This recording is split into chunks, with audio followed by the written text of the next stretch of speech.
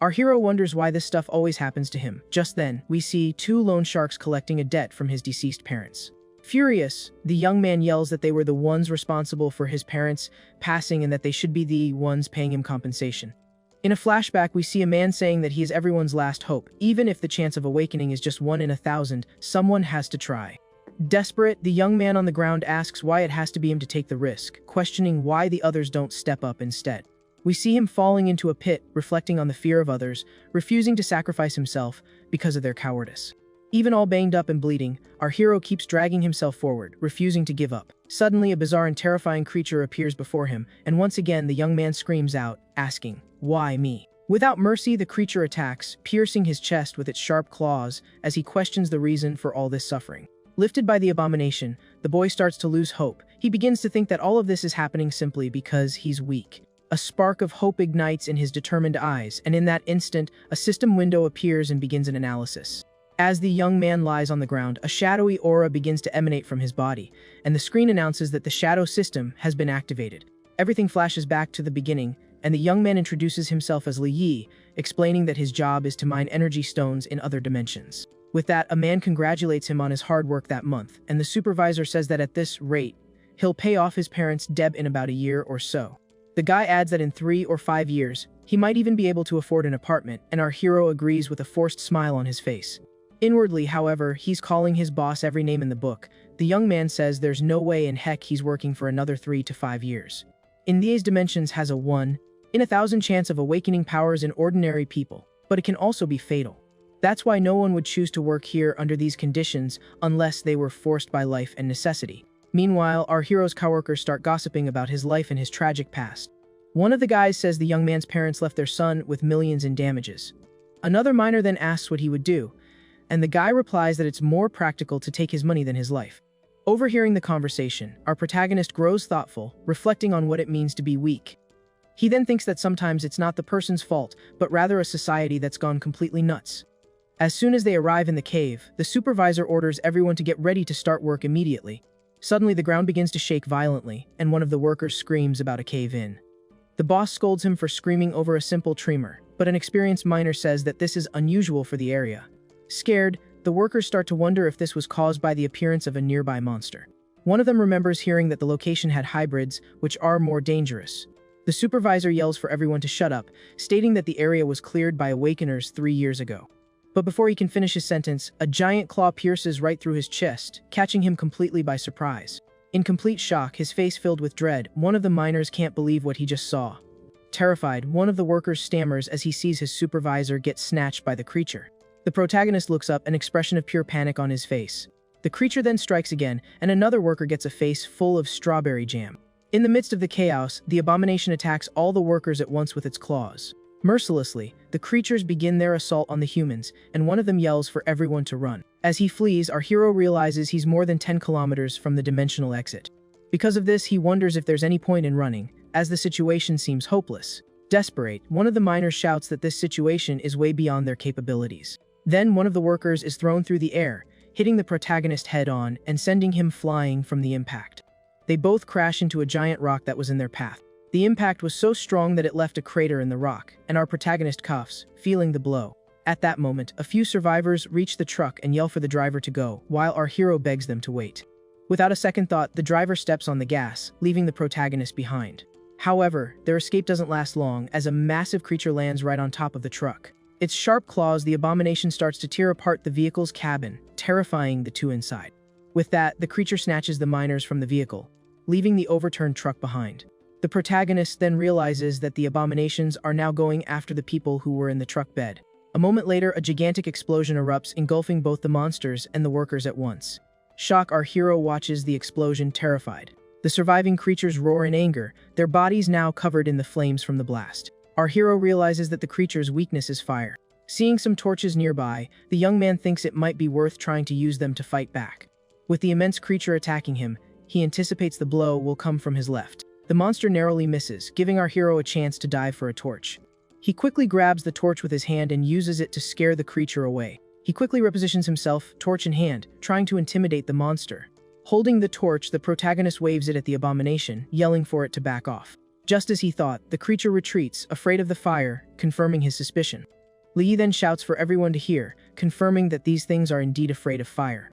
He then narrates that 10 years ago, portals appeared in the world, and with them came creatures from other dimensions. Back then, only the Awakeners had the power to fight the monsters and close the portals that appeared. But unfortunately, they are just ordinary people struggling to survive in this dangerous world. Because of this, everyone runs desperately to find anything flammable to defend themselves. One of the older miners realizes with fear that the torch in his hands won't last much longer. Hearing this, Lee says there's gasoline in the storage room and that they can seal the entrance to hold out until rescue arrives. The young man then tells everyone to stand back, to back in a circle to retreat safely. The plan works and the group manages to reach the storage room while the creatures are kept at bay by the fire. As soon as they arrive, he yells for everyone to pour the gasoline at the entrance, and his colleague agrees immediately. Without wasting a second, one of the men kicks over a barrel, spilling the fuel all over the cave floor. The liquid spreads quickly, and all the survivors get ready to throw their lit torches. On signal, they all toss their torches into the pool of gasoline to create a barrier of fire. Even though one of the creatures tries to stop the attack with its claws, it's already too late. A gigantic wall of fire explodes at the cave entrance, engulfing one of the abominations. Saved in the nick of time, the older miner turns and thanks the protagonist for thinking of the plan. His colleague says that if it weren't for the young man, they'd all be done for, and offers his help in the future if he ever needs it. Just then, our hero notices something strange in the corner of the storage room and becomes curious. He and his older colleague look at a large stone statue that was being kept in the storage room. The older worker explains that the statue was found in the mine and that the supervisor planned to sell it. Suddenly, the radio crackles to life, and a voice calls out to them, prompting a miner to ask about the rescue. Grabbing the radio, one of the men reports that they were attacked by hybrids and need an urgent rescue. The voice on the radio confirms the situation and says that rescue will arrive in 2 hours, telling them to hang in there. Desperate, the man with the radio asks if they can hurry, but the communication cuts out. The device now emits no signal, and the men realize that help is really going to take a while.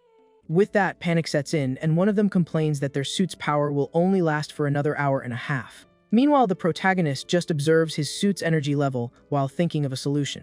Looking at his wrist, he sees that his suit only has 6% power left and hopes the rescue is quick. One of the miners then steps forward and asks everyone to stop for a second and listen carefully. The man says that the suit's power won't last and that in this situation, someone needs to make a sacrifice. He then suggests that our MC and the old man should sacrifice themselves. The man continues, saying that the young man has no ties and is drowning in debt, so his life is already full of suffering. With that, the bully demands he hand over his suit's battery while threatening him with a club. Our MC tries to resist but takes a hard blow from the club, and the attacker asks if he really has the strength to fight back. Down on the ground, the young man is surrounded by the others, who dare him to try and resist. They then hold him down and start removing his helmet, saying that maybe the radiation will awaken him as a hero. Even without a helmet and injured, our MC swears that if he awakens, he will come after them. One of the miners scoffs at the 1 in 1,000 chance of awakening as the young man coughs on the ground. With the MC's extra battery in hand, the group's bully turns to the others and asks who's next. And one man shoves another in front of him, yelling to take the other's suits, not his. Desperate, the guy who was pushed runs towards the truck, and the others yell for someone to stop him. He climbs into the truck while the bullies chase after him.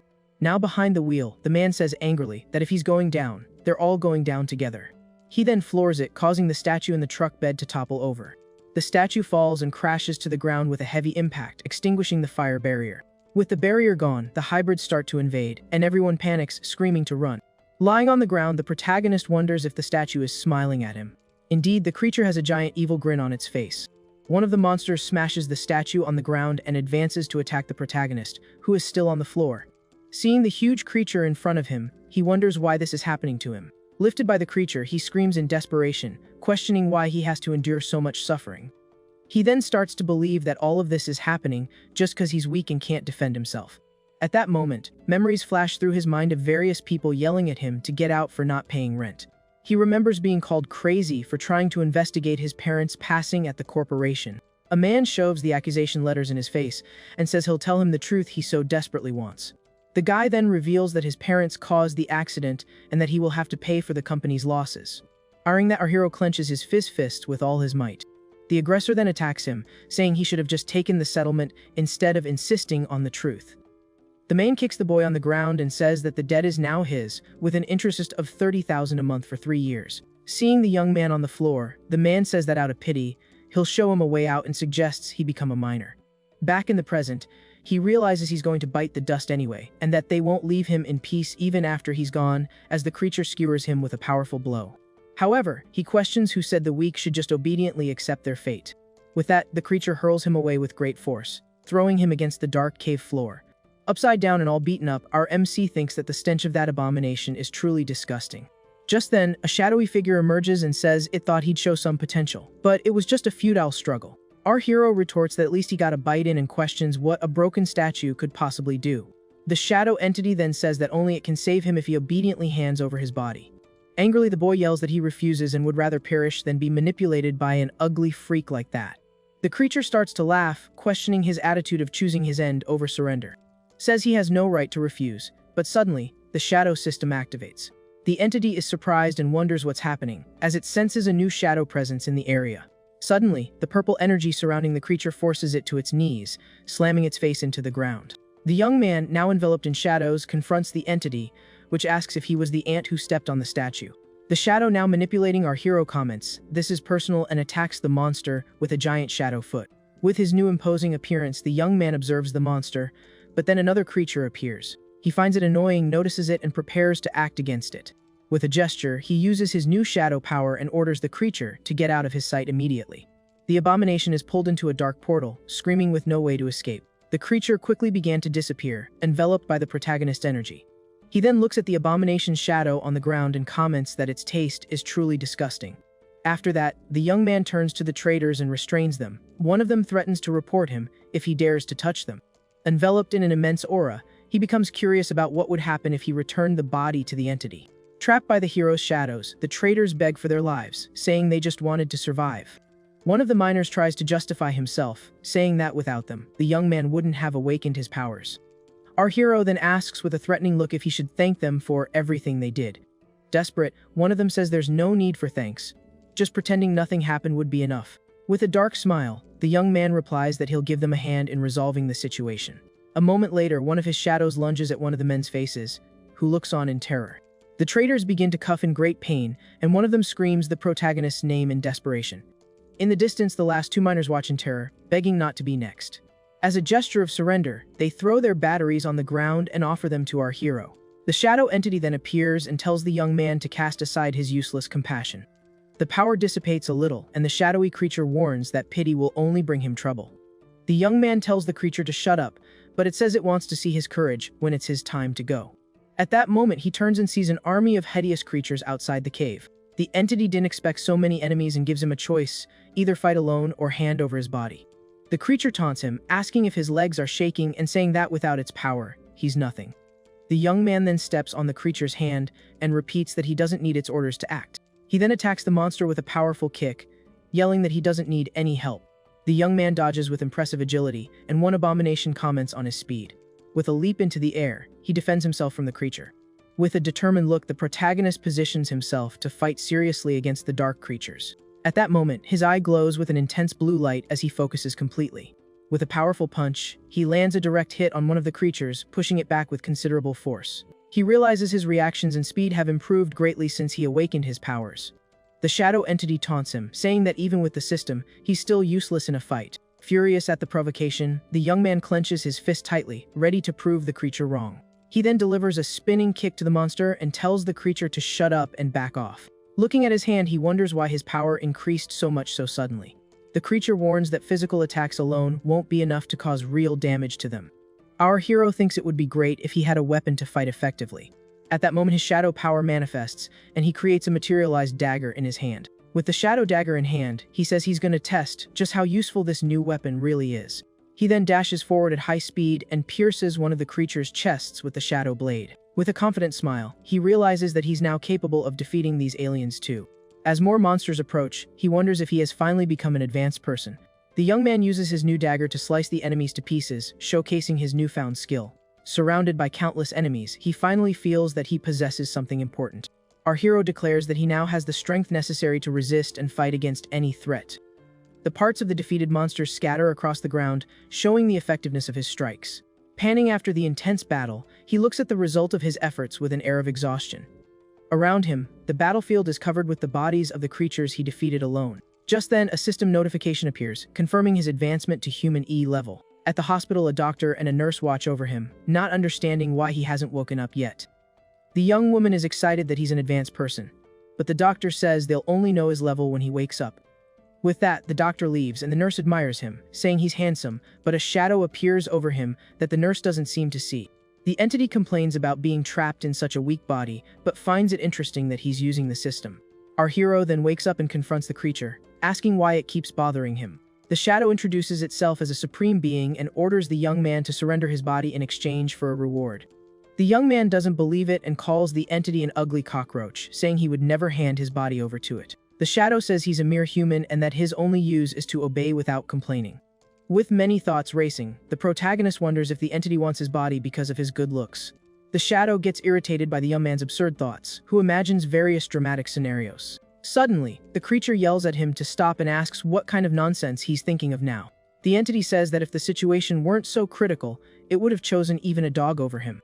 It throws him into a portal and warns that he has 3 days to reach D level or he will be erased. Our hero appears in a strange cave and doesn't understand where he is since he was just in the hospital.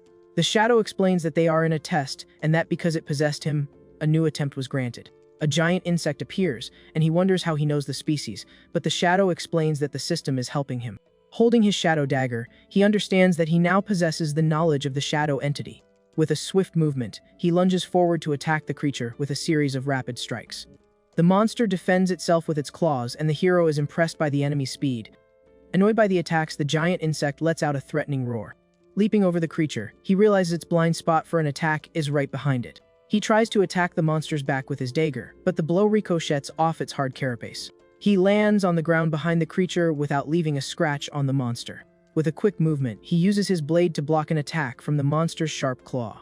Frustrated, he uses his dagger to keep from being thrown back, embedding it in the ground. The hero complains about the insect's tough carapace, and the shadow entity calls him useless. The young man retorts that he doesn't need lessons, and the shadow tells him not to ask for help if he can't win.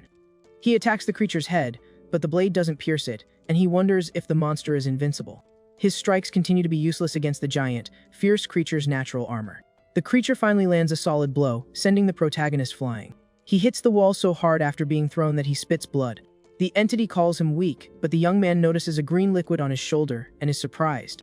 A green liquid is dripping onto his shoulder from the creature's claw, which was damaged during his attack. Standing again, he faces the giant insect and asks if that green liquid is its blood. With a confident smile and glowing eyes, he declares that he has finally found its weakness. The giant creature charges forward furiously, its red eyes glowing intensely for the attack. With a determined look, our hero says that now they'll see who the real weak one is. The shadow entity is surprised and wonders if the young man is using the shadow vision. Using his new vision, he attacks the monster's leg with all his might, yelling for it to break. The shadow questions the young man's effort to break just one of the giant insect's legs. The young man explains that without the front leg, it's easier to hit the creature's weak spot. But to do that, he realizes he needs a much more effective weapon for the final attack. With a gesture, he transforms his shadow dagger into a large spear of dark power. Using the new weapon, he pierces the creature and lifts it into the air with all his strength. He comments that the reason the insect is in the air is because of something he discovered. The young man then reveals that the giant creature's weak spot is located in its abdomen and lands the final blow. Panting after the fight, he celebrates his victory, but the shadow taunts him for being tired. He picks up an energy stone, and the entity explains that it can increase his power level. Suddenly, he hears noises in the cave and realizes that something is approaching in the dark. The entity suggests he use his shadow vision, but the young man doesn't know what that skill is. The entity explains that to use shadow vision, he needs to gather the energy in his eyes. With a purple glow in his eye, he finally activates level 1 shadow vision and understands. Using his new ability, he sees several spikes flying at high speed in his direction. With quick dodge, our hero narrowly escapes the projectile. The projectile hits the wall, and he sees it was a log with spikes covered in green goo. Dodging more attacks, he is surprised by their speed and wonders what these things are. More attacks come from behind, and he prepares himself. The young man continues to dodge the rapid attacks, trying to figure out where they're coming from. The shadow questions if the ability is ineffective, but explains that the young man's strength is too weak. He then touches his eye and says he will gather more energy to strengthen his shadow vision. The entity is surprised by his familiarity with the energy and finds the situation interesting. With improved vision, he identifies the insects, and the shadow notes his adaptation to the knowledge. Our hero tenses up, a drop of sweat rolling down his face as he realizes the enormous number of enemies. Seeing the absurd number of monsters, he realizes their nest is completely packed. With terrifying roars, the swarm of creatures advances toward him. Cornered by the monsters, the shadow entity praises him for finding a position to avoid being attacked from all sides. With a determined look, our hero faces the swarm and prepares to fight with all his power at once. With 2 daggers in his hands, he unleashes a wave of purple energy, yelling for the monsters to get out of his way. The shadow entity is surprised that the young man awakened the second form of shadow vision so quickly. The entity is impressed by the surprise, and now shadow vision level 2 allows him to sense the enemy. With his new ability, he perceives the insect's movements as slower, as if time had stopped.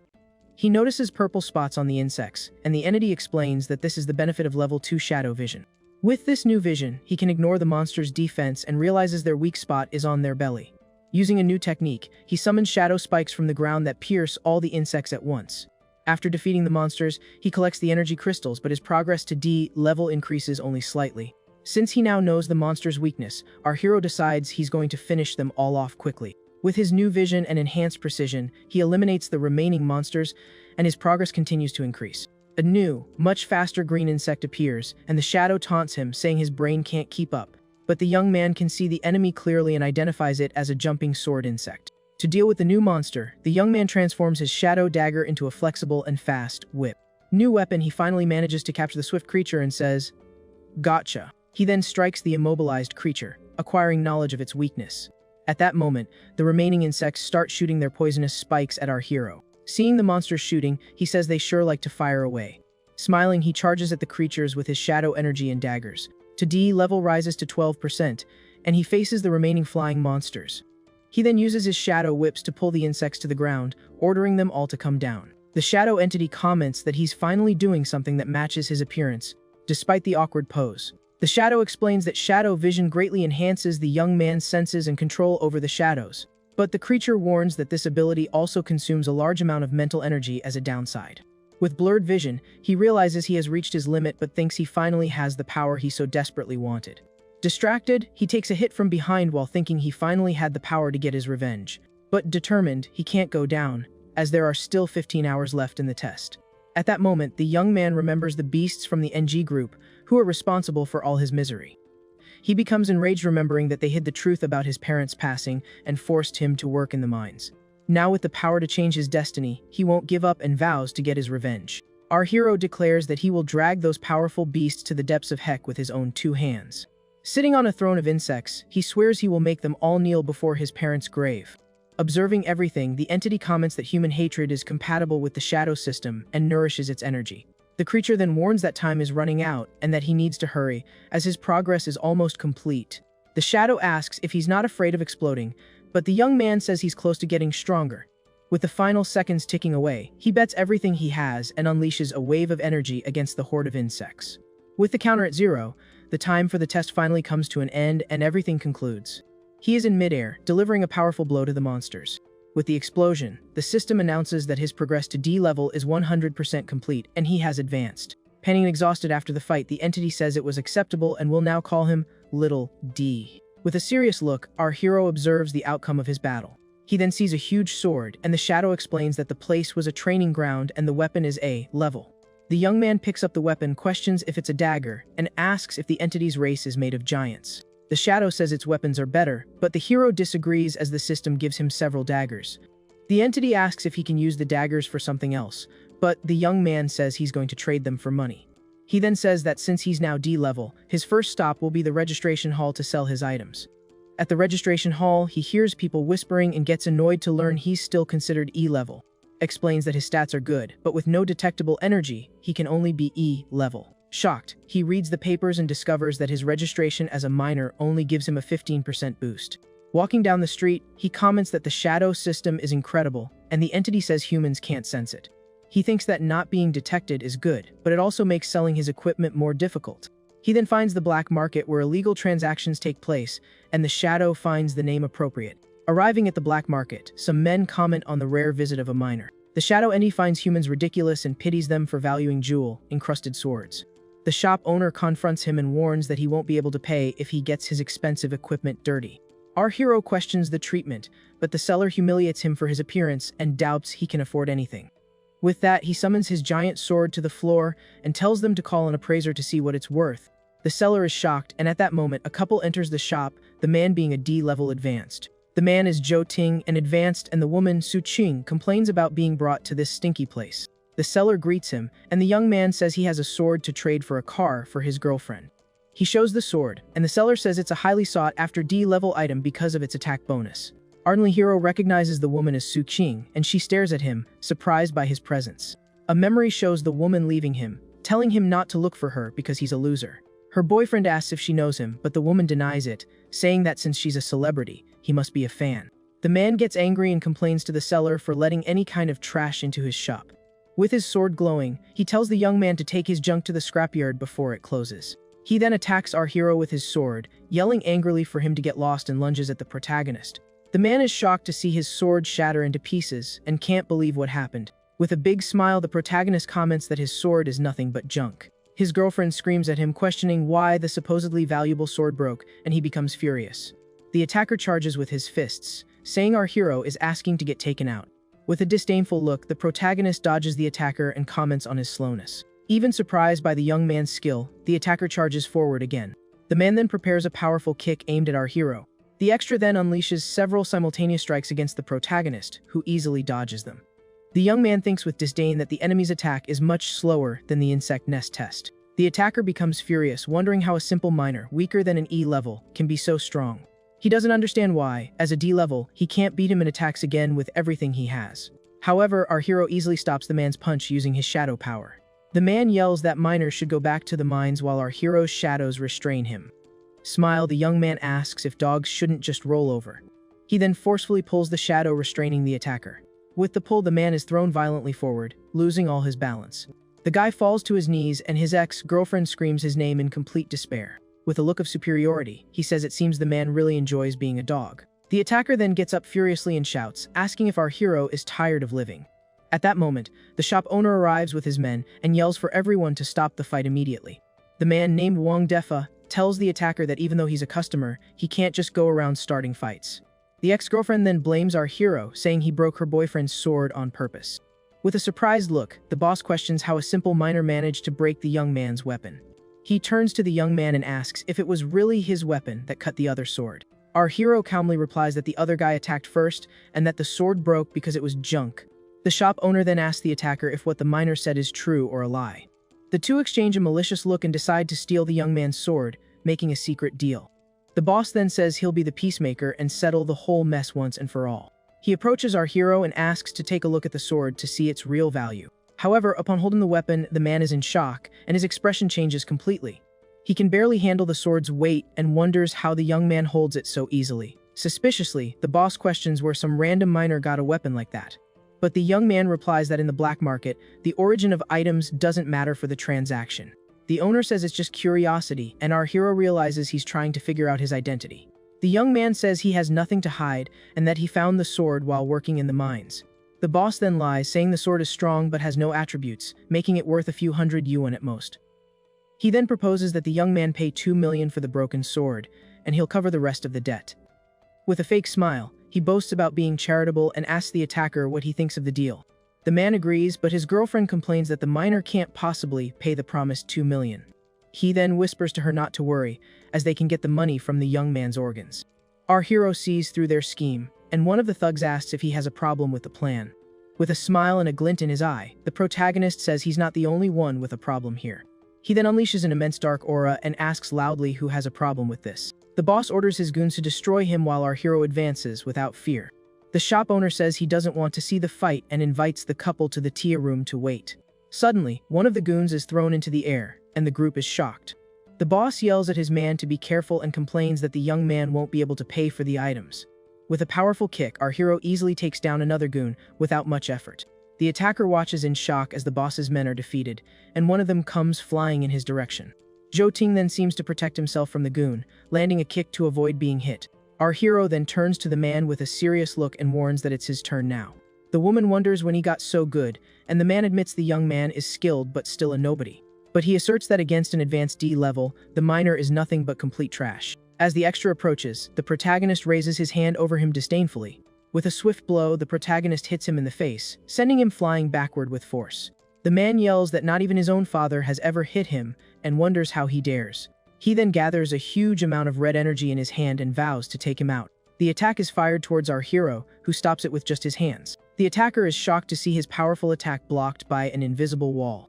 Our hero then says that since his father won't teach him a lesson, he'll do it himself. With his shadow transformation, the young man uses the spiderweb ability and traps the man in mid-air. Trapped and desperate, the attacker asks if the hero is actually a C-level or B-level advanced. With a smile, the young man reveals he's just an E-level minor, and the man says it's impossible. He then begs not to be touched and threatens our hero with the Black Panther gang. With his eyes glowing, the protagonist recognizes the name of the Lone Shark gang and becomes furious. He then starts beating the trapped attacker while the ex-girlfriend screams in fear and despair.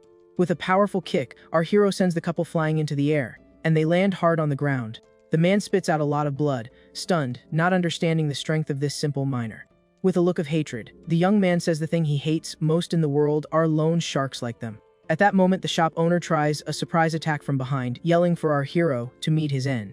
But the protagonist easily dodges and hits him with a powerful kick that sends him flying. The attacker gets up and says it was all a misunderstanding, offering 100,000 to be friends. Desperate, the man offers 500,000 and then 1 million for the young man to stop hitting him. Our hero says the 50 slaps were just the interest, and now the principal is due. Desperate, the attacker offers a VIP card and screams that he has 5 million and that it's all he has. The young man takes the card, recognizes it as from the NG group that forced him into mining, and decides to let the man go. As the guy caws on the floor, the protagonist says the money is returning to its rightful owner. The ex-girlfriend helps the attacker up, and he complains that he didn't know how strong the young man was. Furious, the man shoves her and blames her for letting his guard down and getting caught by surprise. With a vengeful look, the attacker takes out his phone and says his money isn't easy to take. Elsewhere, a man amidst destruction answers his phone and tells the person on the other end to speak. The guy calls the gang leader for help, saying his sword was stolen. A goon asks the gang leader what to do with the people, but he asks if anyone is left. The subordinate uses red threads to finish off the enemies and says, "Of course not." The gang leader says he doesn't care if this Joe Ting lives or perishes, and that it's his problem now. Back at the hall, an employee approaches our hero and asks if he can help him. The young man says he's an E-level advanced and is looking for missions suitable for him. Two brutes call him trash and say that place only has D-level missions and above. A couple also mocks him, and the woman calls E-levels disgusting parasites who live off scraps. The employee sends him outside, as E-levels wait there to be chosen by other teams. He checks his phone and sees that the 5 million was used to pay off his debt to the loan sharks. Suddenly, a strong pressure fills the place, and everyone is startled by someone's arrival. The people who were mocking him now tremble in fear before the overwhelming aura that has appeared. Pressure is so strong that no one can get close, and they realize it's a B-level aura. In the center of the room stands a beautiful girl with white hair and fox ears, releasing her aura. Everyone wonders why a B-level would be in a place like this looking for missions. The young man analyzes her and finds her powerful aura contradictory to her rich girl appearance. A masked man beside her announces that they need a D-level advance to be a minor. People wonder why he isn't affected by the aura and even steps forward. With a smirk, he thinks that it looks like he'll be the only one applying for the job. The white-haired girl finds it interesting that he's not affected by her B-level pressure and observes him. She then dismisses the employee and says there's no need to search, as our hero will do. The man complains, saying the young man is late and didn't register, which is against the rules. With an intimidating glare, the girl says that she is the rules, and the employee agrees fearfully. The trio then walks away, and the man wonders what the minor's secret is to have been chosen. On the mission, the team faces a huge, muscular minotaur charging with a club. One of the group members is a bald bard who uses his flute to strengthen his allies. Our hero analyzes the team and notices that their formation is quite reasonable and balanced. The team, composed of a warrior and a swordsman, easily defeats the minotaurs that appear. He observes the battle and thinks everything is going well because of the team's good coordination. His shadow eye activates, and he realizes something is very wrong in the cave. The young man sees that the abyss below is filled with minotaurs, far exceeding D-level standards. The shadow entity says his vision has evolved, which is why his perception is superior. The protagonist wonders if the rich girl noticed the danger and hid it for some reason. Just then, the bard approaches her and informs her that the crystal they're looking for is inside the cave. The white-haired girl orders the miner to follow her into the depths of the dark cave. As he walks, he feels the dangerous aura increase and questions the rich girl's confidence. Suddenly, the ground beneath his feet begins to tremble and slowly crumble. As the floor collapses, our hero doesn't panic. The two of them land quite calmly. With a serious and attentive look, he realizes that the real danger has finally appeared. From within the hole emerges a huge D-level minotaur with a giant axe in its hands. The powerful B-level hunter finally prepares for battle. Wielding her sword, the girl releases an intense pink aura. However, she seems to hesitate for a moment and looks to the side, a bit nervous and sweating. The The girl then turns to the protagonist and asks him to go first, saying she'll provide cover. The young man realizes she is completely embarrassed by the current situation. This irritates him, and he asks why a B level isn't fighting while an E level like him has to handle it. The girl then starts to cry and offers him $1 million to go and defeat the enemies.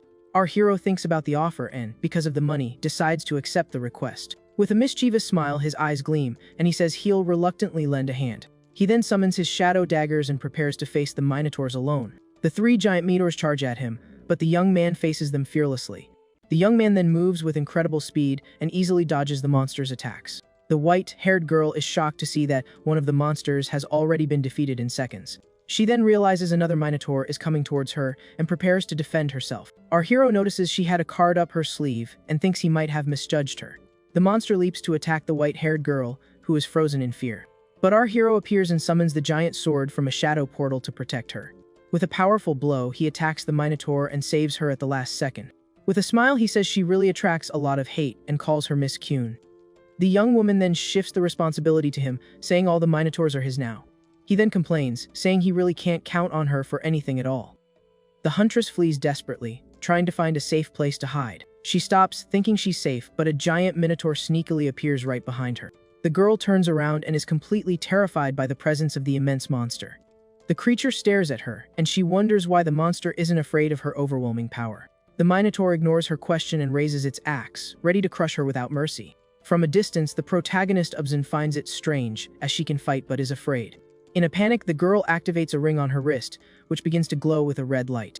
A huge explosion of red energy is released, throwing the miner far away with great force. Our hero sees the monster flying through the air and is surprised by her hidden power. The ring on the huntress's wrist shatters into several pieces, and the red energy vanishes.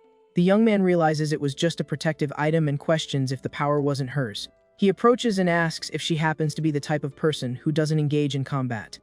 The girl asks him to keep it a secret, and the young man says that will come at a different price. But he wonders why the monsters are now focused only on him and ignoring the girl. His shadow eye activates, and level 7 shadow vision is initiated to analyze the area. He notices a silhouette playing a flute and understands that it's blocking its own aura. A minotaur charges at them, but our hero seems very annoyed with the situation.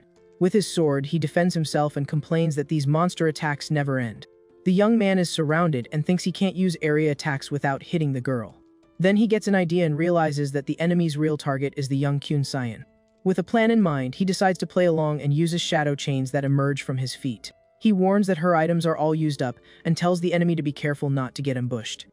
The girl gets embarrassed and asks why he's saying that for everyone to hear. Meanwhile, the huntress starts running away from the battle, trying to protect herself. The enemy gets angry because a mere miner ruined his plan and decides to finish her off. The man appears behind her and says that if she's going to blame someone, she should blame her own father. But the attack is blocked by the protagonist's sword, who appears to save her again. The bald man is completely shocked, not understanding how his blow was stopped so easily. The girl is surprised to see that the traitor is Lu Deng, the bard who was controlling the miners. The bald man laughs and admits he was careless to fall into the hands of a simple miner. But he releases a red aura and tells them not to think they've already won the battle.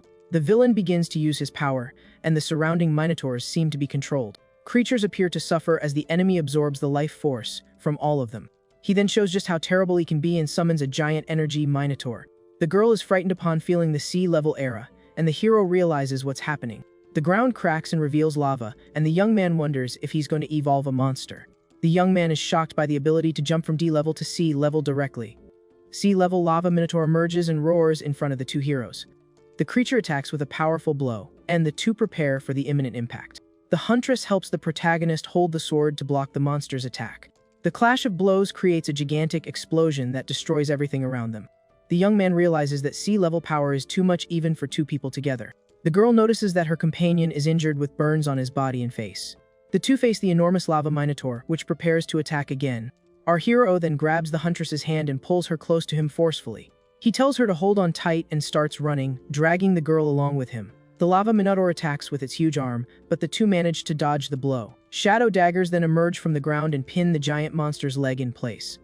The creature is trapped, and the girl is surprised to see that he also has control abilities. The young man warns that this won't last long and that they need to flee quickly. He then tells her to listen to him and asks her to run as far as possible into the labyrinth. The huntress asks what will happen to him and if he's not coming with her. The protagonist says he needs to hold it off so she has enough time to escape. With a smile, he tells her to hide well and promises he will find her soon. He then turns around and thinks that after all, she's his $1 million paycheck. The lava minotaur gets angry and yells, asking where our hero has hidden.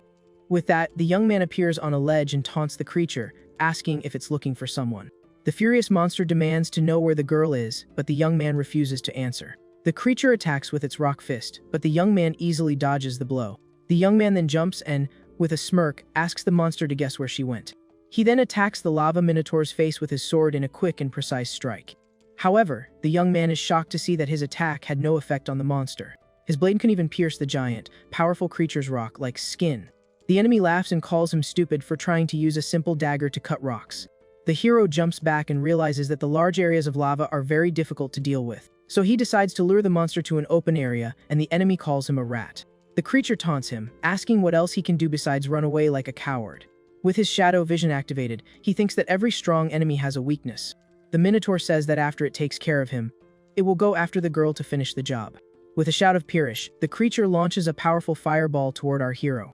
With his special vision, he finally finds the monster's weakness in its glowing chest. The young man then leaps and wields his giant sword, ready to attack the lava minotaur. But he is shocked to see that the monster has noticed his plan and is preparing for it. The creature says it knows what he's thinking and that his tricks won't work. With its arm, the monster blocks the attack and says that in the face of power, tricks are useless. The young man is thrown back, impressed by the absurd strength of the sea-level enemy. The minotaur then advances, asking where he's going to run this time, cornering the hero. Even under pressure, the protagonist thinks he needs to find an opportunity to attack. The monster is surprised that he doesn't run and uses its shadow chains to trap the creature. But the attack only tickles it, and the young man waits for the monster to attack again to get a chance. When the creature raises its arm, he sees the opening and rushes to attack the weak spot. He then lands a direct hit on the energy core in the lava minotaur's chest with his dagger. The protagonist is in shock as his attack didn't have the effect he expected. The temperature is so high that his shadow energy can't block the intense heat. The enemy praises him for being smart and knowing how to protect his own weak points. The enemy admits that the young man discovered its weak spot but doesn't understand how he did it. The villain mocks him, saying that knowing is useless because the heat is intense, and offers a deal for the girl.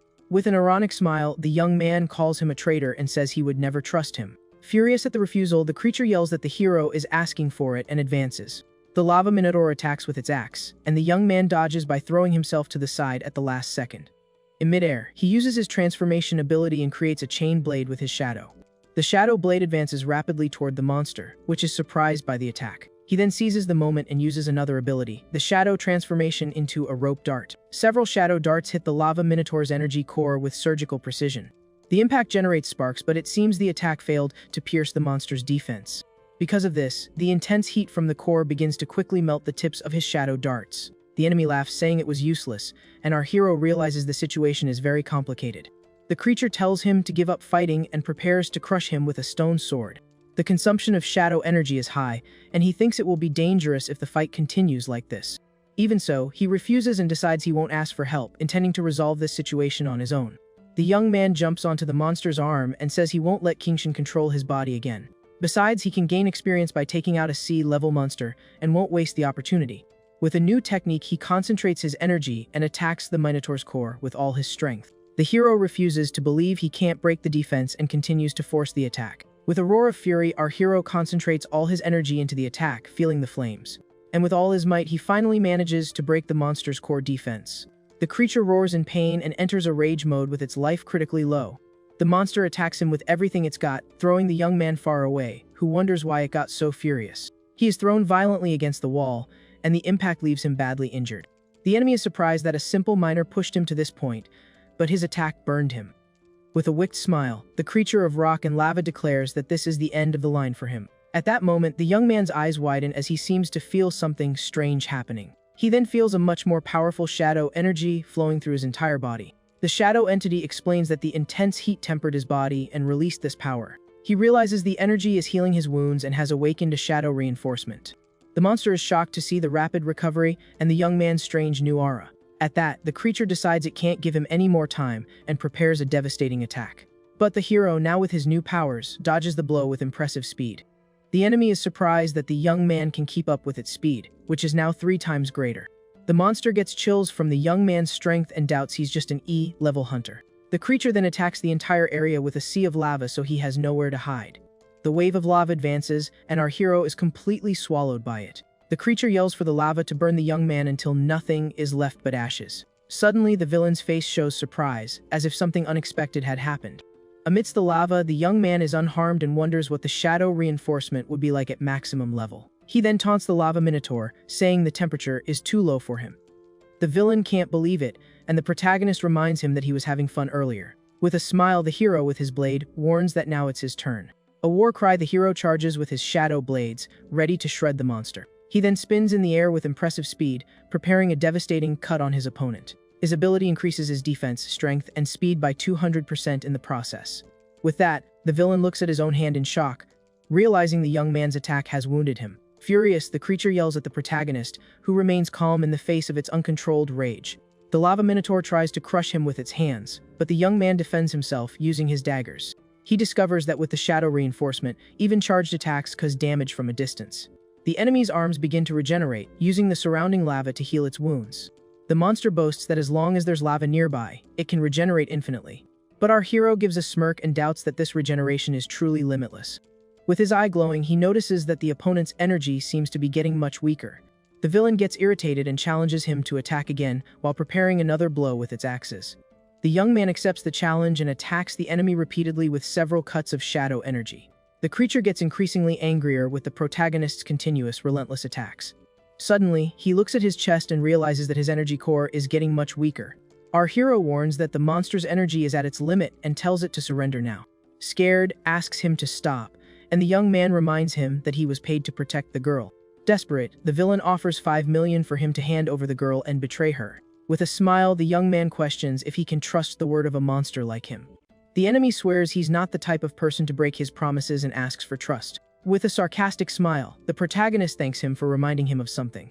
He explains that handing a traitor over to her father would earn him a favor worth more than money. The creature is terrified, knowing that falling into that man's hands would be its end. The lava minotaur then takes a blue crystal and warns the young man not to blame him. The shadow entity wonders why the monster has a fragment of the prison gate.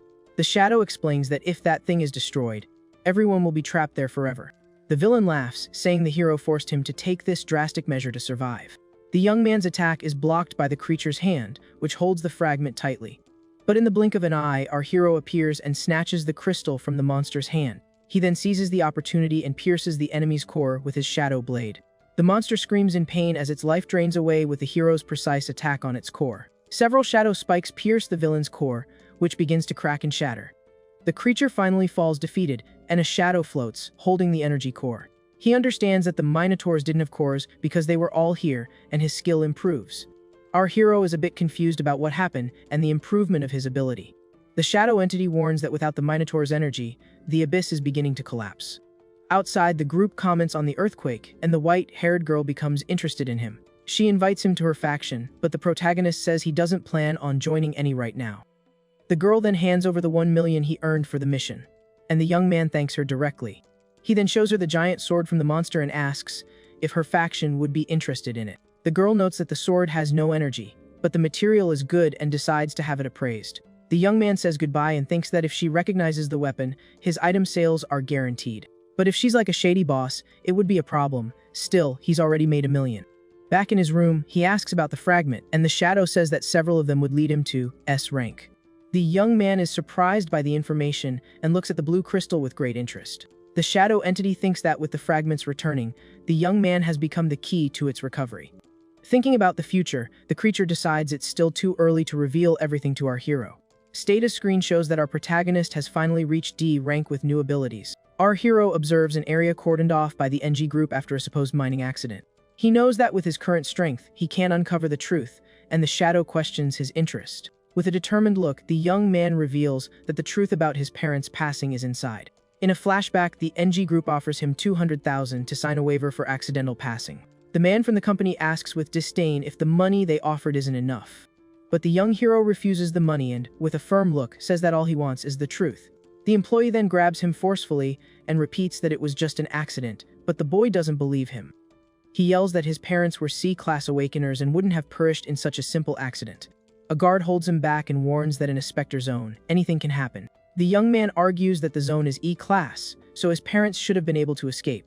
The guard gets angry and accuses him of trying to use the situation to extort more money. With that, the security guard raises his fist and threatens him, saying he's asking for it. Suddenly, a man appears and stops the guard. It's the president of the NG group, Ning Donghao. The president then reprimands his employee, asking if this was the way to console the family. He turns to the boy on the ground, offering money, but the young man repeats that he only wants the truth. The president promises to investigate, and the young man believed him, but his parents were ultimately blamed.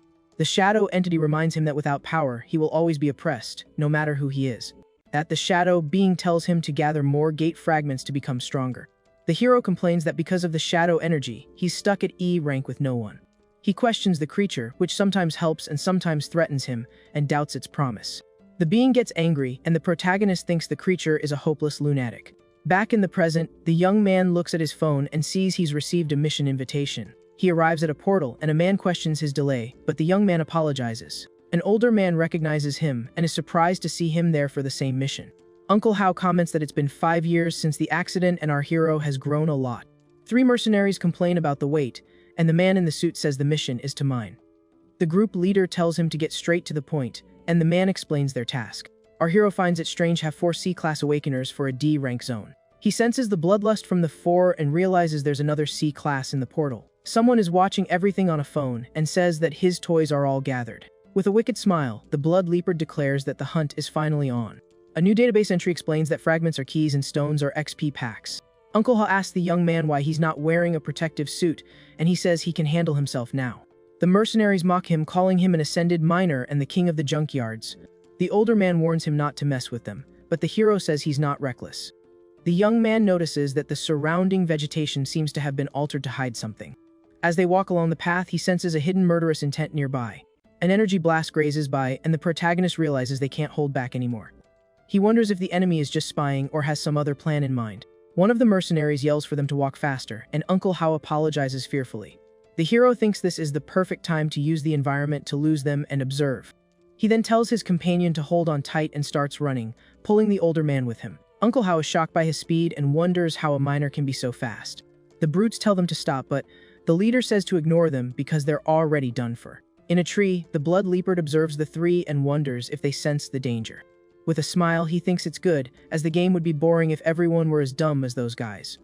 One of the mercenaries feels that something is wrong, but the boss tells him not to worry about it. But another mercenary agrees, saying he also feels a strange chill down his spine. With that, the brute suggests they go back, and the leader scolds him for panicking. Suddenly, the 2 of them have wide eyes as if they've sensed a presence. Stealthily, the Blood Leopard appears laughing, and the other 2 retreat in fear. The villain traps him with energy threads, and the mercenary recognizes the fearsome Blood Leopard.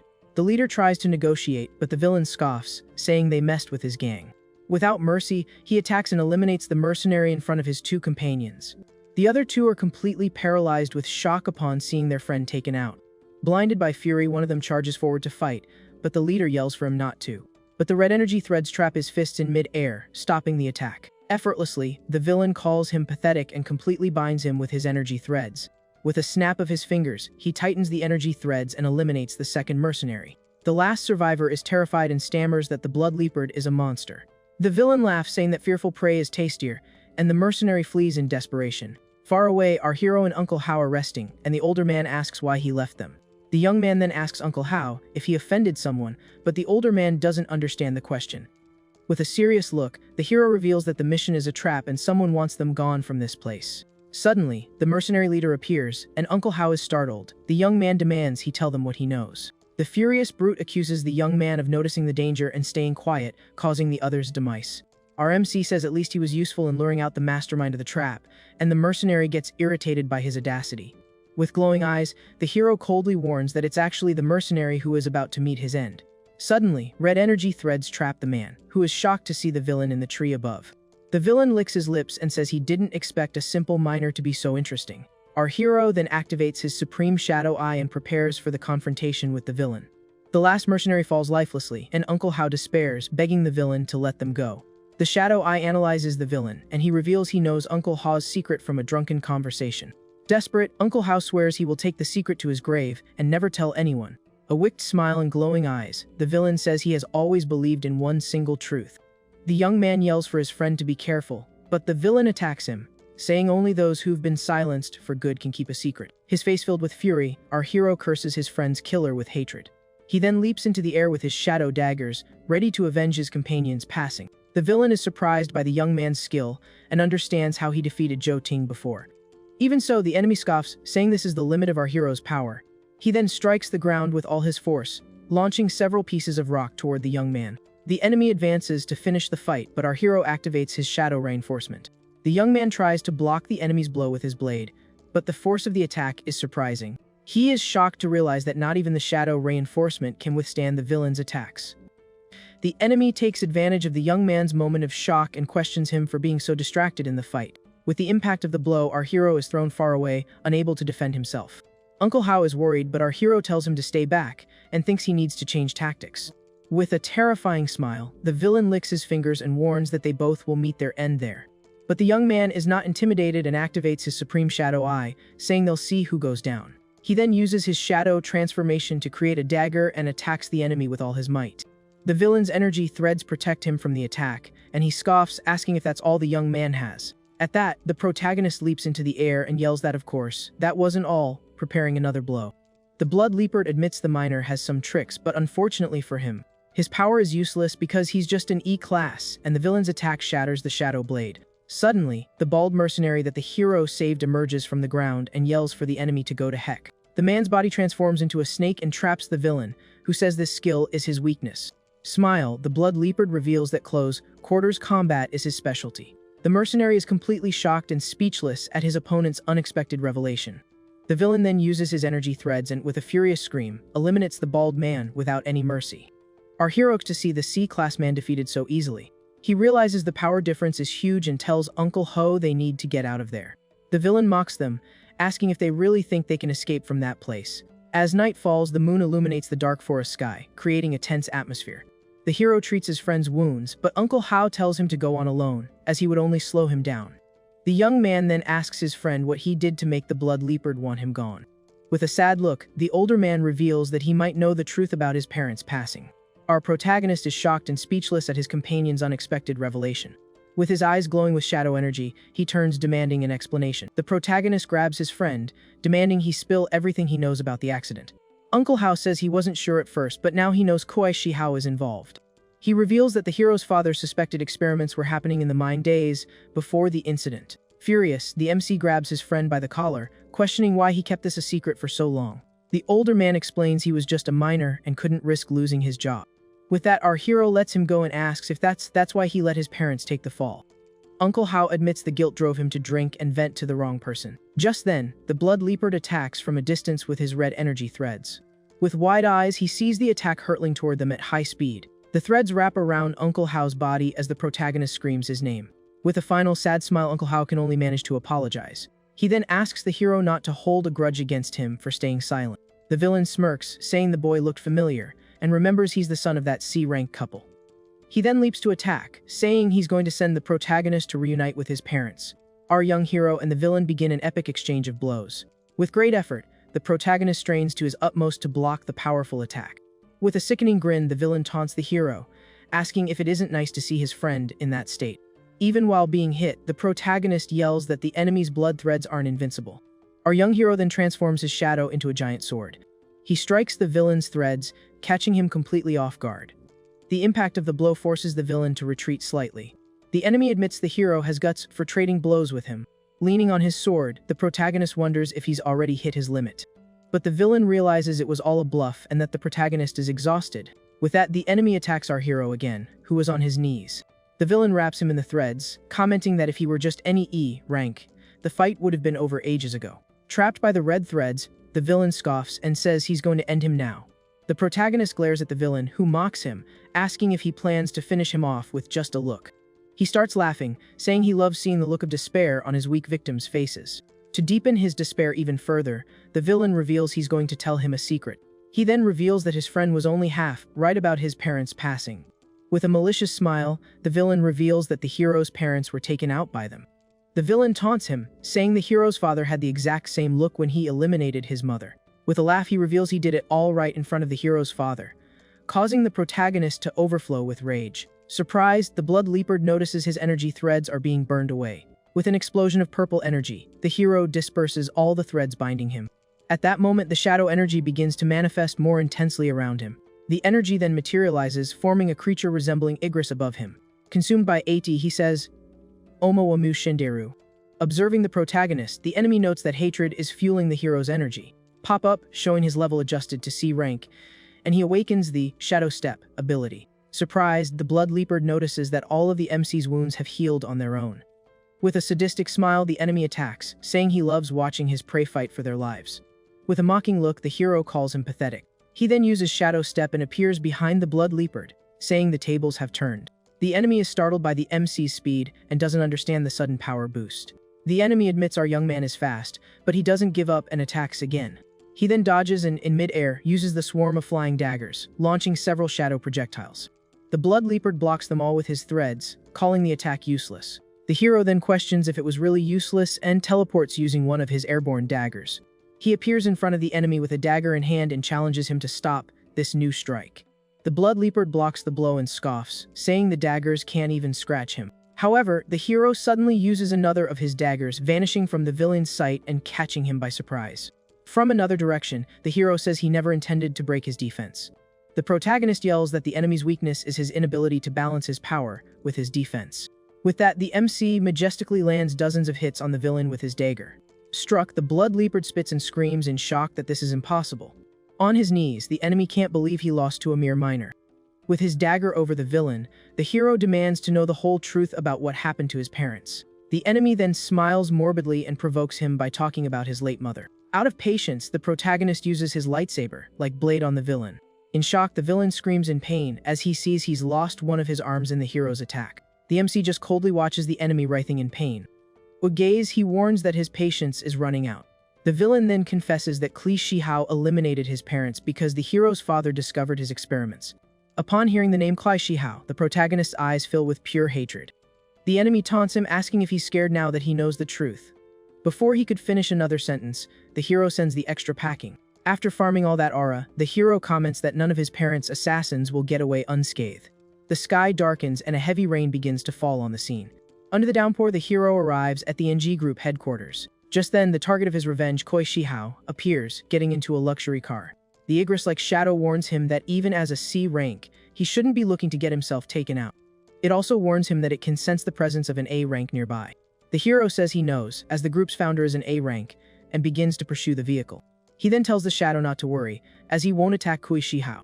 The MC leaps across buildings, saying he can't fully trust what the Blood Leopard said.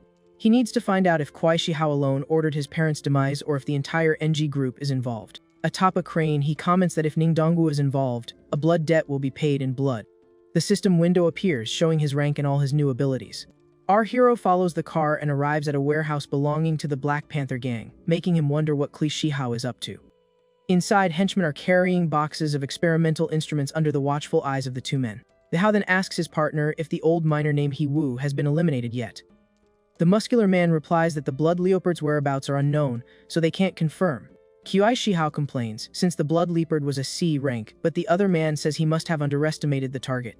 With that, he orders them take the equipment inside, as the experiment is at a critical phase. The villain then asks if the money is ready, and our hero overhears everything, hidden behind a crate. The protagonist confirms that Kli Shihao was indeed the one behind it all. Due to the MC's shift in emotion, the villain up ahead senses his presence. He shouts, asking who's there, and attacks the crate where the MC was hiding, completely destroying it. His partner asks what happened, and the man replies that he thought he felt a killing intent. Our hero, who narrowly escaped, realizes that his C rank strength is still not enough. Sometime later, we see the headquarters of the Kyun Group, the company of the Longman Association's president. The protagonist is there, and his shadow questions why he isn't looking for a job. He replies that he's there to find the third fragment and to get his weapon appraised. Arriving at the reception, a woman in a suit approaches him and asks if she can help him. The MC says he's looking for Kyun Cyan, and the employee asks if he has an appointment. Suddenly, the woman in red points at him and calls him a broke miner, saying this is no place for him. She then asks young Master Kyun to kick him out, as his presence is polluting the air. Surrounded by security, the protagonist questions if this is how the Longman Association treats its guests. The green-haired guy scoffs, saying a poor slob doesn't count as a guest and isn't even fit to be a dog for the Chun family. With a cold look, the MC reflects on the family's arrogance and decides he doesn't need to speak with Kyun Cyan anymore. With that, The hero turns to leave, but the noble says he's not going anywhere. The noble then orders his men to break him, and they rush toward the hero. Shadows the MC dodges all the guards and, going full beast mode, lifts the clueless extra. Holding the noble by the collar, the woman threatens him, saying the Kyun family will not forgive him for this. Calling her noisy, the protagonist throws the chump on top of her, finding them both pathetic. Standing over everyone, the protagonist says he'll spare them today, purely out of consideration for Kyun Saiyan. The noble gets up, and with a burst of power, a fiery aura ignites around him. He then charges forward, screaming that he's going to kill him, but the MC is already preparing his shadow energy for a counter-attack. With intense glares, the two opponents face off before the imminent impact of their powers. But before the clash, a masked man appears between them, interrupting the fight. At that moment, a very pretty girl shouts that the MC has a lot of nerve causing trouble in the Kyun group. The green-haired noble threatens the hero, saying he's a dead man and that his sister won't forgive him. He then suggests to the girl that just kicking him out is too lenient and that she should break his arms and legs. Utterly confused, the noble asks what she's doing, reminding her that he's Kyun Teng, her cousin. At this, the woman in the red dress tries to defend the cousin, saying he was just defending Her honor because the MC called her by name. The girl then reveals that the protagonist is her friend and asks what the problem is with him calling her by her name. With that, she orders her men to throw out the guards and the arrogant woman. As she's being dragged away, the woman screams desperately that she's the noble's girlfriend and that she gave herself to him. The young lady then faces her cousin and warns him never to use the Kyun family name to deceive people again. After clearing up the mess, she turns to the protagonist and invites him to come in and sit with her. As they walk, she apologizes for her relative, and the MC says that every family has its issues. Then, a blue-haired employee appears and informs her that the group's president wants to see her immediately. The young lady apologizes to the hero and tells him to wait a bit, as she'll be right back. He agrees and the two walk away as the secretary says the call is urgent. A moment later, they both enter a room. Suddenly, a yellow energy slashes through the air and calls him boy, in a very intimidating manner. The hero uses his shadow eye and sees that the man is an A rank with two powerful abilities. Surprised by the opponent's power, he notes that besides being A rank, the old man also has dual abilities. With a smirk, the MC says he's just a minor, but thinks to himself that the old man's mental attack will be useless against him. The president is surprised that his eye of intimidation didn't spark any fear in the protagonist. With that, the old man says it won't be so simple and unleashes his powerful energy against the protagonist. He then unleashes a powerful lightning strike against the protagonist. The old man seems impressed. The protagonist defends himself with his shadow energy, and the old man says he must be at least B rank. So how could he be a simple minor? The president then questions him about his real objective in getting close to his daughter. Just then, the girl returns and furiously pulls her father's ear for attacking the protagonist. Furious, she tells him to stop harassing her friend and to leave them alone. The protagonist has a dumbfounded look on his face as he realizes this is Master Longman. The young lady apologizes, and he says he understands, as her father is just worried about her being deceived. Surprised, the girl asks if he knows her father well, and the MC says it's kind of hard not to. On the other side of the glass, the president speaks his thoughts aloud, worried about his daughter and how she's only 6 years old. She yells for her father to get out of her sight. Sitting on the sofa, she hands him a card with 5 million as a deposit for the sword's appraisal. The protagonist then shows her the blue fragment and asks where he can find more of them. The girl explains that these items used to be common, but someone bought them up in large quantities, making them rare. She then suggests he try his luck at the 3rd Longman Street auction, and the hero thanks her for the information. His shadow questions if the person collecting the fragments is connected to that group. In his office, the girl's father analyzes the protagonist's file and notes he was an E rank with no special energy. The old man wonders how the MC ranked up so quickly and questions if he'd been hiding his strength. Just as the masked man was leaving, the old man asks if he still has the sword his daughter sent. Shortly after, on a call, the old man asks about the sword and tells him to buy all of them. With a sly smile, the old man listens as his friend calls him an old fox and asks what the weapon is for. He then gets serious and says he can't reveal much, but the material could strengthen their army. Hanging up, he reflects that the protagonist's identity and strength are a difficult mystery to unravel. Meanwhile, our hero arrives at the auction and observes the displayed items, hoping to find fragments. Suddenly, he sees the arrogant woman from the Kin group with another man, already selling herself again.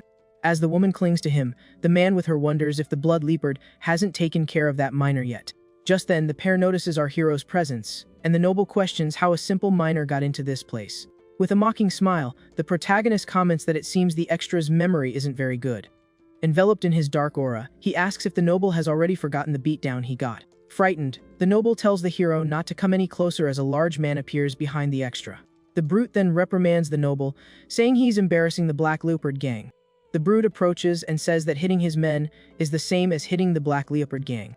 Applying pressure to the hero's shoulder, he demands that the hero kneel and apologize immediately for his audacity. But the protagonist plants his foot on the ground with so much force that the concrete begins to crack. With a mocking smile and his eyes glowing, he tells the enemy to keep dreaming if he thinks he'll kneel. The brute is surprised by the MC's courage, while the noble calls him a cheeky miner. Suddenly, the woman from before arrives and warns that this is the 3rd Longman Street, and he's welcome to spend his money. She then glares at him with her red eyes and warns that if he wants a fight, they are ready to start one. The brute backs down, saying for today he'll cut the Kyun girl some slack and let it slide. After the commotion, everyone turns and heads to the auction, which is about to begin. The young lady approaches the MC and asks if he's okay, and he says he is. At a distance, the brute asks what the protagonist's deal is, and the extra reveals he stole a sword from them. Furious, the man grabs the noble and asks if he's sure, and the woman confirms the story. Just then, the man the protagonist detests appears and asks the Black Leopard what's going on. The leader then reveals that the protagonist was one of the Blood Leopard's targets and is still alive. They wonder if the MC took out the Blood Leopard, but the noble says that's impossible since he's an E rank. His eyes glowing purple, the protagonist focuses on Kui Shihao. And like he's going Super Saiyan, our hero starts powering up his aura, making Kui Shihao take a step back. He then remembers the hero's past when he was just a shy and worthless young boy. With a serious look, the villain wonders how that kid managed to get close to the young lady of the Kyun family. As they both walk, the hero asks what she's doing here, and she explains that her father wanted to see him. The MC then asks if the old man is going to attack him again, but the Kyun beauty reassures him, saying that with her there, he wouldn't dare. Just then, Kui Shihao appears with the brute and sarcastically greets the hero. With a mocking smile, the protagonist says he's just a miner, and would never mess with an executive like him. The villain plays innocent, saying the decision about the hero's parents came from the top and there was nothing he could do to help. The MC says the villain knows full well he's just trying to shift the blame. He then turns his back and warns that Uncle Hao sent a message, payback for his actions would come eventually. The brute gets angry, but Kui Shihao stops him, reminding him they're on Kin family territory. With a malicious look, the villain comments that since the protagonist knows too much, someone needs to be sent to eliminate him. Miss Kyun then leads the protagonist to a private room where her father is waiting as the auction officially begins. She says she'll keep an eye on the auction items for him and asks him to talk with her father in the meantime. Alone with the president, the hero asks what he wants, and the older man says he'll get straight to the point. The old man then asks if the protagonist has any more of that special weapon he gave his daughter. After a moment's thought, the MC decides not to reveal everything and says he got the weapon by accident and only has 2 more. The president then makes a proposal, offering 45 million for the 2 remaining weapons. The protagonist says 15 million is too little, as weapons like these can save lives, and the president then asks what he means. With a smile, the hero makes a counteroffer of 25 million for each of the remaining weapons. The president is shocked by the hero's audacity, but the problem is he thinks our hero is some kind of fool. Annoyed, the old man complains about the MC and slams the table, but luckily for the hero, Miss Kyun enters the room, catching the old man by surprise. At that moment, the girl's murderous aura materializes behind the old man who, after feeling it, speaks to the hero in a much calmer tone. As they turn to the auction, the old man grumbles about not being able to do anything. The auction is in full swing, with bids quickly reaching over 100 million coins. Suddenly, the fragment the hero was looking for appears at the auction as the 6th item. The hero is happy that there are indeed fragments at the auction and believes he can win with 70 million. The bidding for the item begins, and the protagonist makes an initial bid of 30 million to intimidate the others. Seeing the bid, the villains wonder why the MC would be interested in a fragment like that. Kui Shihao then raises the price to 50 million, wanting to see how much the protagonist can afford. Without hesitation, the MC matches the offer and raises it to 60 million, surprising Miss Kyun. The president advises him not to spend everything, as the item isn't worth that much and the price is being intentionally inflated. The hero glares at Kui Shihao and thinks that he will fight for that object with all his might. The protagonist then faces Old Man Kin and asks a question about the Kyun and NG corporations. With a challenging smile, he questions which of the 2 companies has more money to spend. The president smiles and says the Kyun group has more money, but why should HE help the hero? The protagonist summons the 2 special swords and offers them as payment for the old man's help. The MC says the older man can have the weapons for the old price. The president gets serious, wondering if our young man has even more of those powerful weapons. But before the hero could say anything, Miss Kyun pulls her father's ear and tells him to stop worrying, because if he can't pay, she'll cover it. As the auctioneer announces the 70 million bid for the second time, she holds our hero's hand. The young lady then pulls him and urges him on, saying that Kui Shihao will get the item if he doesn't make another bid soon. Without hesitation, our hero raises his paddle and bids 100 million. But Kui Shihao doesn't give up and raises it to 200 million, starting a persistent bidding war. The bids climb to 500 million, and the guests wonder if the item is really worth all that. The brute says the protagonist is challenging them, but the villain replies that he has no way to pay. With a confident look, the enemy raises his paddle and makes an absurd bid of 1 billion. The auctioneer announces the bid, and everyone in the audience is completely shocked by the absurd amount. Miss Kyun says the villain is just provoking them, but the hero thinks he wouldn't risk so much money for nothing. The president warns him to think carefully, as the price has reached 1 billion, and he wouldn't have enough weapons to pay for it. The girl tells her father to stop spoiling the fun, and that she'll cover whatever is missing, then encourages the hero to place a bid. With a shout, the protagonist raises his paddle and makes an offer of 2 billion, leaving everyone speechless. The villain is shocked by the hero's audacity, who shows immense confidence against him. The brute wonders where the MC got so much money to compete with him in the auction. Angrily, the villain concludes that the president of the Kin group is behind it all, and that the hero couldn't have this money on his own. The auctioneer then bangs the gavel and announces that the item has been sold for 2 billion coins. The girl congratulates the protagonist on his victory, but her father questions if the item was worth so much excitement. She says she loves watching ignorant people get a beatdown, and her father just clears his throat to get her attention. The president comments that the MC enjoyed shouting, but now he has to pay the 20 billion bill. He then questions if the hero really has enough weapons to cover the entire accumulated debt. The MC explains that the rarer an item, the more expensive it is, but when you have many, the price calculation changes.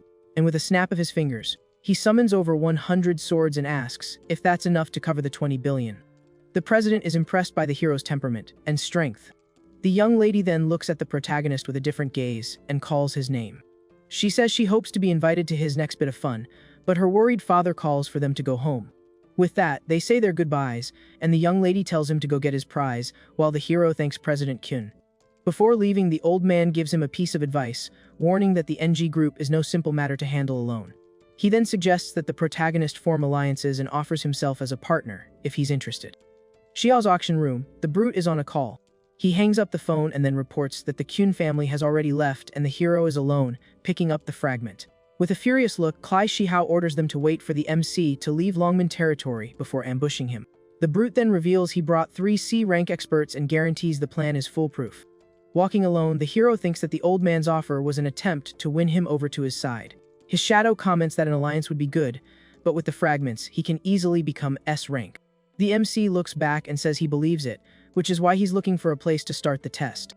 The shadow gets annoyed, saying there are only 9 S ranks in the world and that becoming one isn't that easy. Suddenly, a powerful explosion catches our hero's attention, and he looks startled in the direction of the noise.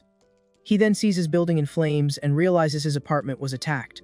Amid the chaos, people scream in desperation as they flee the burning apartment building. At that moment, the protagonist's cell phone starts ringing in his pocket. On the other end of the line, a voice warns him that the Black Panther gang is after him. The hero sarcastically says he's already noticed. The person on the phone tells him to hide, but our young man refuses, saying he can handle the situation. One of the jealous extras smiles and demands that the protagonist kneel and beg for his life. With a smirk, the hero says the Black Panther gang underestimates him by sending just a few goons to deal with him. The group leader scoffs and asks how an E rank like him plans to fight against 3 C ranks. With a defiant look, our young man asks why they think the Bloodleaper couldn't take him out. The henchmen hesitate, but the annoying extra yells not to be fooled, as he's just a simple miner. Believing this, one of the henchmen charges, screaming that the hero has no combat skills. With that, the man tries to slash the hero's neck with his sword. However, the protagonist dodges at the last second, and the blow hits the ground. The hero then appears behind him with his shadow dagger and ironically says he's just a miner. Shocked, the other henchmen wonder how he moves so fast. The leader then orders the other 2 to attack together, while he takes the chance to flee. The MC easily blocks and attacks both of them, then grabs the leader, asking how he could be afraid of a simple miner. With a mocking smile, he asks if the enemy likes to play with fire. Terrified and peeing his pants, the guy begs for the hero to let him go. The hero then tosses him into the building's fire, saying he'll let him play with fire all he wants. Screaming in agony, the man is completely consumed by the flames. The protagonist warns that he'll send his bosses to join him, just as his friend Kin arrives. The young lady asks if he's okay, and the hero replies that they were just a few weaklings. She then asks what's next, and he replies that now, he's going to counterattack. Miss Kyun, who must be totally into the hero, says she'll help him on this mission. The protagonist questions why the young lady wants to help him, and she replies that she's sick and tired of the Black Panther gang. A bit shyly, the girl says he's one of the few friends she has, clearly smitten with this great value Sung Jin Woo. With a slight smile on his face, the protagonist agrees. Together, the trio walks on, and our young man declares that they will begin their revenge by finishing off the Black Panther gang. She then takes him to her apartment and offers him a place to stay since his was destroyed. The hero then picks one of the rooms, but the young lady tries to stop him, saying he can't take that one. Desperately, she tries to stop him from entering, but our hero is already at the bedroom door. Inside the room, he finds a place that's all pink and filled with teddy bears, while she is completely embarrassed. With a smile, he says the room suits her, and the embarrassed young lady admits she thought he'd find it childish. The protagonist says it's normal for girls to like those things. He comments that she's cuter when she's not pretending to be cold, and the young lady is shocked, as no one has ever spoken to her like that. Suddenly, her stomach starts to rumble with hunger, making the girl even more embarrassed by the situation. The hero starts to laugh, and she complains, saying she's only hungry because she was worried about his safety, that he uses his inventory and materializes some emergency rations. He then offers the food to her. She then questions where he got the food from, remembering she had the same question at the auction about how he summoned the weapons. Joking, the hero says he knows some magic tricks, and the excited young lady asks him to teach her. However, before the hero could say anything, something catches his attention. The hero says it would be better if they went inside the house first. The observer was the girl's jealous dad, hiding pathetically behind some bushes. After noticing her father furious with his childish behavior, the girl screams his name very loudly. Once inside the apartment, the protagonist reassures her that no one will bother them there. He then prepares for the next step and summons his shadow, saying it's time to begin. The 3 fragments he collected float up and create a large blue energy portal. His shadow explains that the items are part of a great gate to an otherworldly prison. Ti Shadow tells him enter the portal, and our young man questions what exactly this other dimension is. Arriving in a giant desert, the protagonist asks why there are so many different beings in the rifts. The shadow reveals they are all prisoners because what they call the otherworld is a massive dimensional prison. The hero is shocked by the revelation and wonders what she means by a prison for prisoners. The creature warns that if he wants more answers, he needs to complete all the trials of that place. At that moment, the shadow reveals a giant chain tower and says this is the Tower of the Sky, his testing ground. The protagonist makes fun of the creature's questionable taste and thinks about how much he could make by selling the tower's materials. Inside the tower, he asks what the test is, and the shadow says that with his strength, he can only handle the first floor.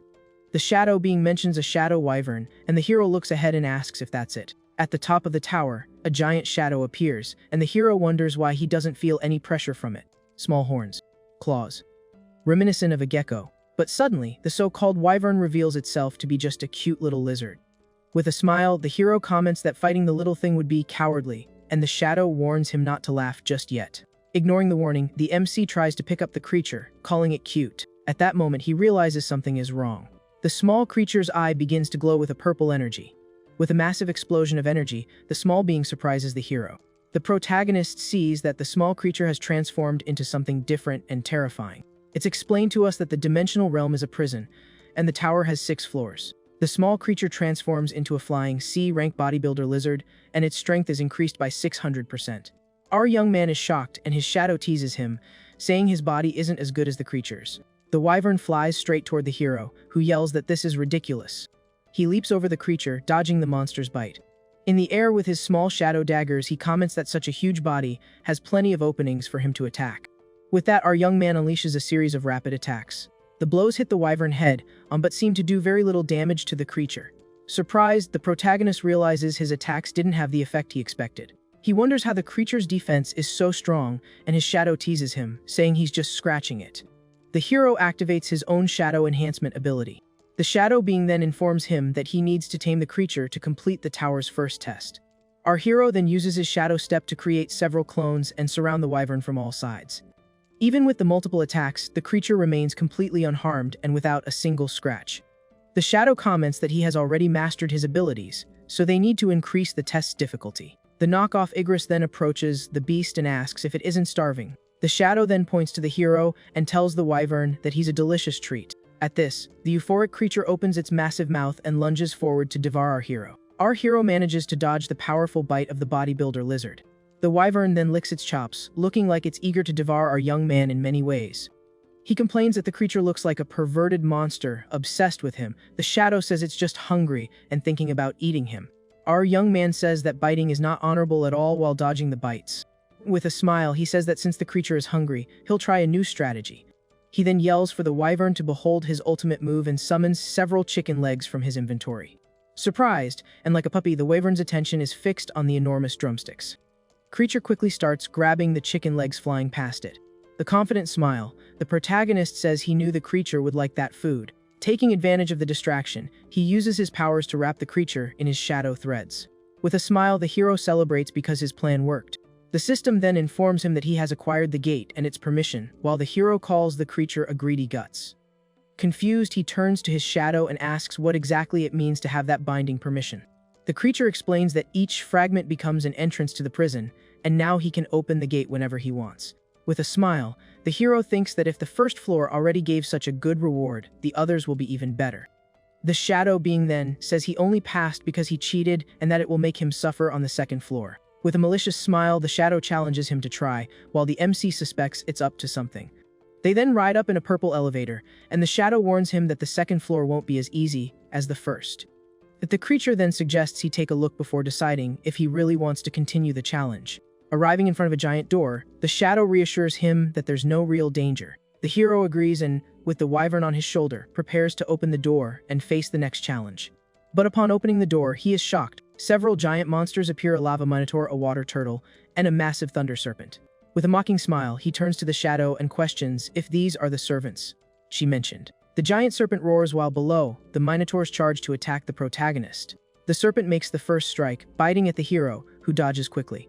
With a determined look, he realizes he needs to be smarter if he wants to survive this fight. The shadow says the entrance will be sealed, and there will be no escape for our protagonist. The serpent monster orders everyone to attack and eliminate the protagonist who has invaded their space. Shadow Step, the MC dodges the monster's attacks at high speed. He then activates Shadow Enhancement and starts to flee. Running through the hall, he manages to dodge attacks from all the monsters at once. He manages to get past the giant door.